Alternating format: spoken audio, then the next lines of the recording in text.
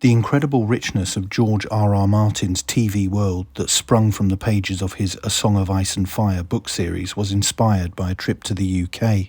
Leaving aside Season 8 of Game of Thrones, which to my mind wasn't great, the HBO shows have been some of the grandest in scale and execution ever committed to the small screen. The excellent House of the Dragon is a welcome return to form. They all actually emerged in Martin's mind after he visited Hadrian's Wall in northern England. The wall, which began construction in 122 AD in the reign of the eponymous Hadrian, was constructed to mark the end of the Roman world and, apparently, to keep out the Picts.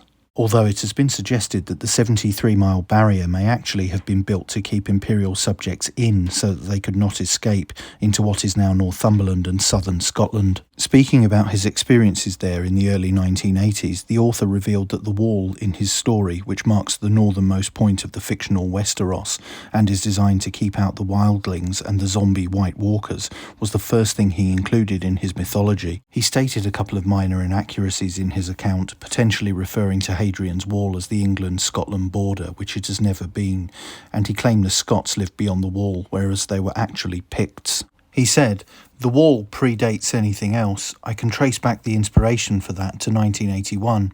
I was in England visiting a friend, and as we approached the border of England and Scotland, we stopped to see Hadrian's Wall. I stood up there and I tried to imagine what it must be like to be a Roman legionary, standing on this wall, looking at these distant hills.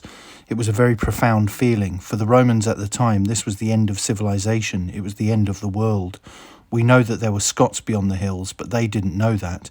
It could have been any kind of monster. It was the sense of this barrier against dark forces. It planted something in me." He added, "But when you write fantasy, everything is bigger and more colourful, so I took the wall and made it 3 times as long and 700 feet high and made it out of ice." Can you think of any other fantasy or sci-fi stories that have been inspired by real history? Let me know in the comments below, and don't forget to like, share, and most importantly, subscribe. And you can also support the channel on Subscribestar via the link in the description. Thanks for watching.